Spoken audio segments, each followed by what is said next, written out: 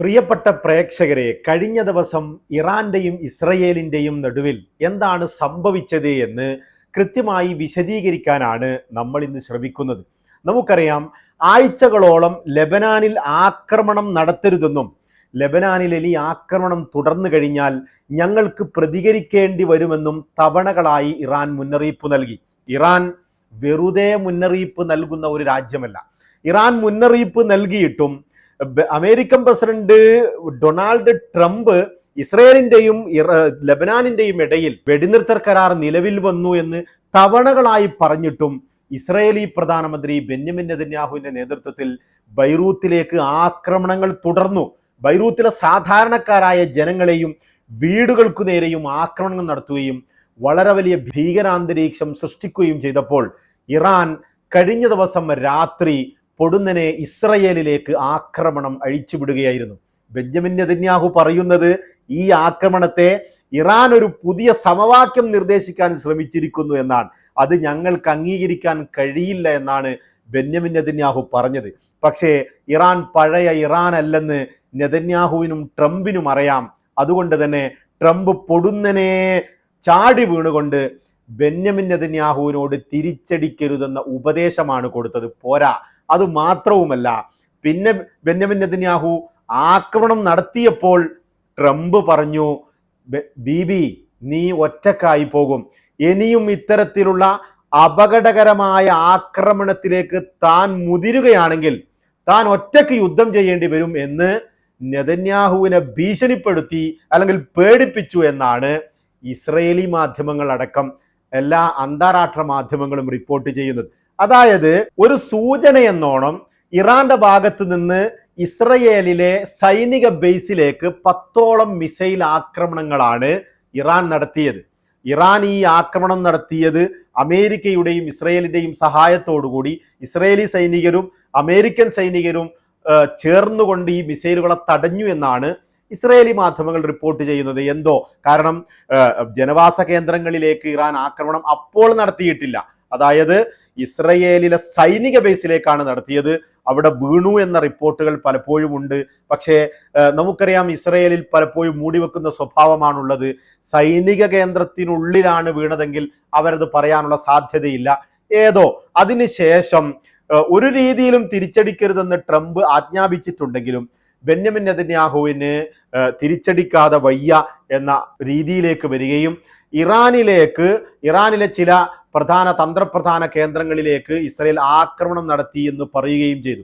Israel അങ്ങനെ ഇറാനിലെ ഇസ്ഫഹാനിലും ടെഹ്റാനിലും അതുപോലെ തന്നെ ടാബ്രിസിലുമൊക്കെ ആക്രമണം നടത്തിയപ്പോൾ ഇറാൻ തിരിച്ച് ഹൈഫയിലേക്ക് ആക്രമണം നടത്തി. ഞങ്ങളുടെ എണ്ണ സംഭരണ കേന്ദ്രങ്ങൾക്ക് നേരെയും മറ്റുമൊക്കെ ഇസ്രയേൽ ആക്രമണം നടത്തിക്കൊണ്ട് മേഖലയിൽ വീണ്ടും ഒരു എണ്ണ യുദ്ധത്തിലേക്ക്, അപകടകരമായ യുദ്ധത്തിലേക്കാണ് ഇസ്രയേൽ പോകുന്നത് എന്ന് പറഞ്ഞുകൊണ്ട് ഇസ്രയേലിലെ ഹൈഫയിലേക്ക് ഇറാൻ മിസൈൽ ആക്രമണം നടത്തി.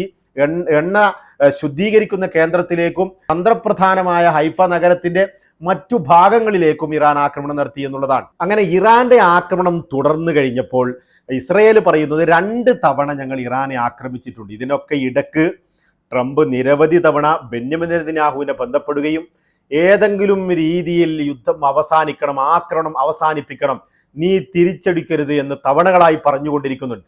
ഇരുവിഭാഗവും ആക്രമണം നിർത്തണം എന്ന് ട്രംപ് പറയുമ്പോൾ ഇറാന്റെ മുഹമ്മദ് ബാഗർ ഗാലിബാഫ് പറയുന്നത്, അതായത് ഇറാൻ പാർലമെന്ററി സ്പീക്കർ കൂടിയായ മുഖ്യ ചർച്ചാധികാരി കൂടിയായ ഈ മുഹമ്മദ് ബാഗർ പറയുന്നത്, ഞങ്ങൾ വെറുതെ യുദ്ധം ചെയ്യുകയോ ഞങ്ങൾ വെറുതെ ചർച്ചയ്ക്കിരിക്കുകയോ ചെയ്യുന്ന ഒരു ആളുകളല്ല.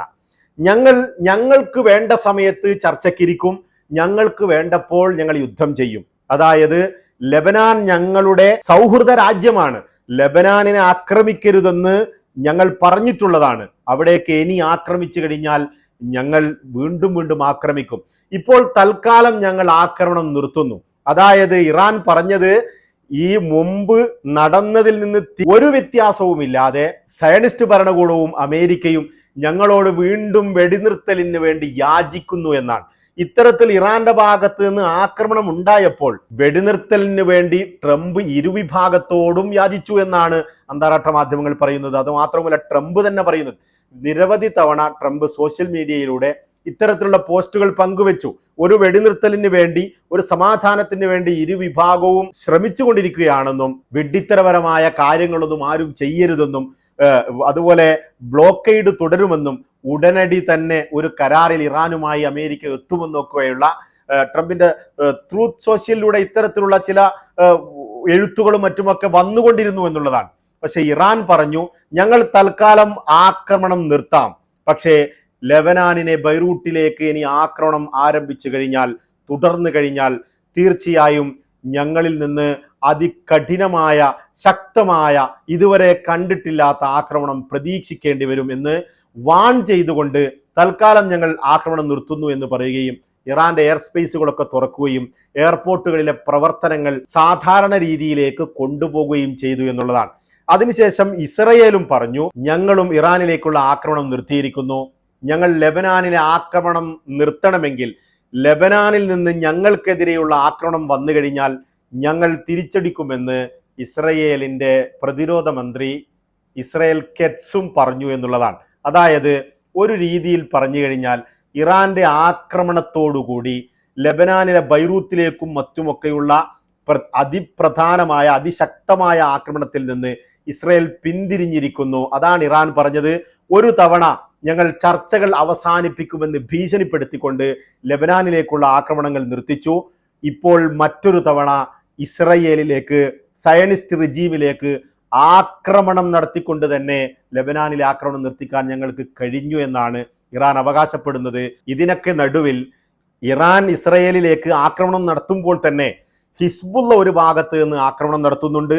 അതുപോലെ തന്നെ ഹൂത്തികളും ആക്രമണം ആരംഭിച്ചിരുന്നു. 2ഓളം മിസൈലുകൾ ഹൂത്തികൾ യമനിൽ നിന്ന് ഇസ്രയേലിലേക്ക് തൊടുത്തുവിടുകയും ഇതൊക്കെ അവസാനിച്ചതിന് ശേഷം ഇക്കഴിഞ്ഞ രാത്രി ഇസ്രയേലി IDF പറയുന്നത് യമനിൽ നിന്ന് വന്ന നിരവധി ഡ്രോണുകൾ ഞങ്ങൾ വെടിവെച്ചിട്ടു എന്നാണ്. അതായത് യമനിലെ ഹൂത്തികൾ ഇതുവരെയും ആക്രമണം നിർത്തിയിട്ടില്ല. ലെബനാനിൽ ഉള്ളിലുള്ള ഇസ്രയേലി സൈനികരെ ഞങ്ങൾ ആക്രമിച്ചു എന്ന് ഹിസ്ബുള്ളയും അറിയിക്കുകയാണ്. അതുകൊണ്ട് തന്നെ ഇസ്രയേൽ പറയുന്നത് ഞങ്ങൾക്കെതിരെ ആക്രമണം നടത്തുന്നത് കൊണ്ട് തെക്കൻ ലെബനാനിലെ ആക്രമണം ഞങ്ങൾ അവസാനിപ്പിക്കുകയില്ല എന്നും ഉദ്യോഗസ്ഥരിൽ നിന്ന് അല്ലെങ്കിൽ ഭരണകൂടത്തിൽ നിന്ന് അതിനുള്ള അനുമതിക്കായി ഞങ്ങൾ കാത്തു നിൽക്കുകയാണ് എന്നും ആണ്. അതായത് തെക്കൻ ലെബനാൻ എന്ന് പറയുന്നത് വടക്കൻ ഇസ്രയേലിനോട് ചേർന്ന് കൊടുക്കുന്ന ഇസ്രയേലിന്റെ ബോർഡറായി വരുന്ന ലെബനാന്റെ ഭാഗമാണ്.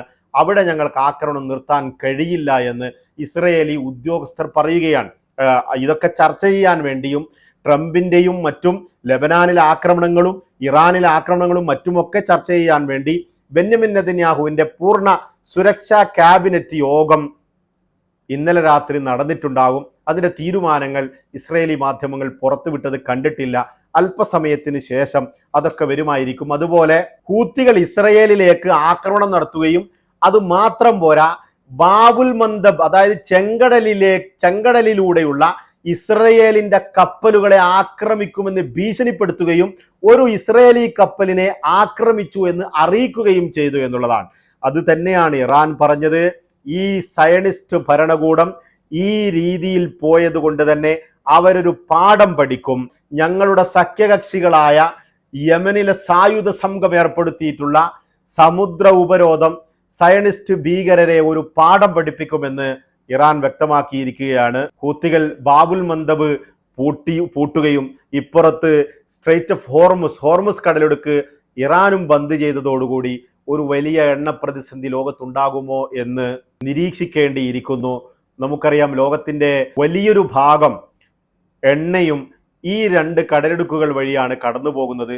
പക്ഷേ ബാബുൽ മന്ദബിൽ ഹൂത്തികൾ പറയുന്നത് ഇസ്രയേലിന്റെ കപ്പലുകൾ മാത്രം ആക്രമിക്കുമെന്നാണ്. ഏതായാലും അത്തരത്തിലാണെങ്കിൽ പോലും അവിടെ ഒരു ഭീകരാന്തരീക്ഷം നിൽക്കുന്നു എന്നുള്ളത് ഒരു വലിയ സംഭവം തന്നെയാണ്. അപ്പൊ ഏതായാലും ഈ സംഭവങ്ങളൊക്കെ ഇന്നലെ ഇറാൻ ഇസ്രയേലിലേക്ക് ആക്രമണം നടത്തിയപ്പോൾ തന്നെ ട്രംപ് ഇസ്രയേലിനോട് ആക്രമണം നടത്തരുതെന്നും ലെബനാനിലേക്ക് ആക്രമണം നടത്തരുതെന്നും നിരവധി തവണ ആഴ്ചകളോളമായി ആവശ്യപ്പെടുന്നുണ്ട് എന്നുമാണ് അന്താരാഷ്ട്ര മാധ്യമങ്ങളിൽ പുറത്തു വരുന്ന വാർത്തകൾ എന്ന് പറയുന്നത്. പക്ഷെ ഇറാൻ പറയുന്നത് ഇസ്രയേൽ ഒരു ആക്രമണം നടത്തണമെങ്കിൽ അമേരിക്കയോടുള്ള പൂർണ്ണമായ കോർഡിനേഷനോട് കൂടിയല്ലാതെ ഒരാക്രമണവും ഇസ്രയേൽ നടത്തുകയില്ല, ഇത്തരത്തിലുള്ള വെടിവായുധങ്ങളൊന്നും ഞങ്ങൾ വിശ്വസിക്കുകയില്ല എന്നാണ്. പക്ഷേ ലെബനാനിലെ US അംബാസഡർ പറയുന്നത് ട്രംപ് ലെബനാനെ ചൊല്ലി ഇസ്രയേലി പ്രധാനമന്ത്രി ബെന്യാമിൻ നെതന്യാഹുവുമായി തർക്കത്തിലേർപ്പെട്ടിരിക്കുകയാണ് എന്നാണ്. അദ്ദേഹം ഈ ലെബനാനെ ഇനി ആക്രമിക്കരുതെന്ന് നിരവധി തവണ ബെന്യാമിൻ നെതന്യാഹുവിനോട് ആവശ്യപ്പെടുകയും അത് മുഖേന അവർ തമ്മിലൊരു തർക്കത്തിലേക്ക് കാര്യങ്ങൾ എത്തിയിരിക്കുന്നു എന്നുമാണ് അംബാസഡർ പറയുന്നത്. IDF അറിയിക്കുന്നത് പ്രകാരമാണെങ്കിൽ ഇറാൻ ഈ ഒരു ആക്രമണത്തിൽ 24 മിസൈലുകളാണ് ഇറാൻ ഉപയോഗിച്ചിട്ടുള്ളത്. 2 മിസൈലുകൾ ഹൂത്തികളും ഉപയോഗിച്ചു. നിരവധി റോക്കറ്റ് ആക്രമണങ്ങൾ ഹിസ്ബുള്ളയും തൊടുത്തുവിട്ടു എന്നുള്ളതാണ്. അങ്ങനെ ഹിസ്ബുള്ളയുടെ ഭാഗത്തു നിന്നും ഹൂത്തികളുടെ ഭാഗത്തു നിന്നും ഇറാന്റെ ഭാഗത്തു നിന്നും ഇസ്രയേലിലേക്ക് പൊടുന്നനെ ഒരു വലിയ ആക്രമണം നടക്കുകയും ഇസ്രയേൽ അക്ഷരാർത്ഥത്തിൽ ഞെട്ടിപ്പോകുകയും ചെയ്തു.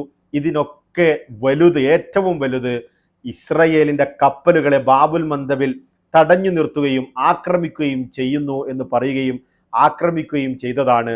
ഇതിൽ നിന്നൊക്കെ ഇസ്രയേൽ ഒരു വലിയ പാഠം ഉൾക്കൊണ്ടു എന്ന് തന്നെ വേണം പറയാൻ. ഇസ്രയേൽ പഴയ ഇസ്രയേലല്ല.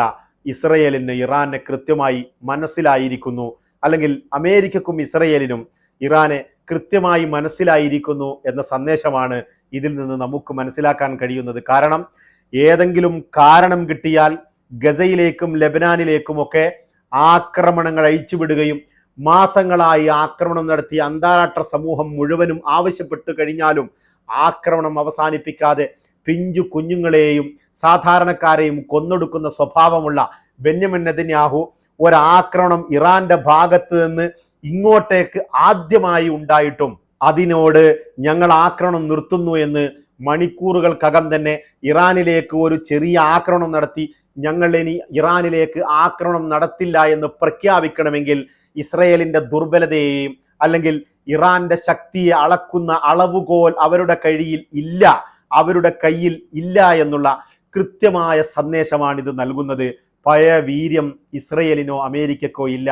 കാരണം മേഖലയിൽ ഇറാൻ വരുത്തിവെച്ച നാശനഷ്ടങ്ങൾ അത്ര വലുതായിരുന്നു കഴിഞ്ഞ യുദ്ധത്തിൽ. ഇനിയും ഈ യുദ്ധം മുന്നോട്ട് പോയി കഴിഞ്ഞാൽ, യുദ്ധം വലിയ രീതിയിലേക്ക് പടർന്ന് പന്തലിച്ചു കഴിഞ്ഞാൽ അത് ലോക വ്യാപാരത്തെയും ലോക മാരടൈം ട്രാഫിക്കിനെയും മറ്റുമൊക്കെ വലിയ രീതിയിൽ ബാധിക്കുമെന്നും അത് അമേരിക്കക്കും ഇസ്രയേലിനും തന്നെ താങ്ങാത്ത രീതിയിലേക്ക് എത്തിക്കുമെന്നും അറിയാവുന്ന ഇസ്രയേലും അമേരിക്കയും തൽക്കാലം ഇറാനോടൊരു സമാധാനത്തിലേക്ക് പോകാനുള്ള തീരുമാനമാണ് എടുത്തത് എന്ന് നമ്മെ ഏവരെയും അത്ഭുതപ്പെടുത്തുകയാണ്. തൽക്കാലം വിട. ഞാൻ റൌഫ് വെള്ളിയോട്. നമുക്ക് വീണ്ടും കാണാം.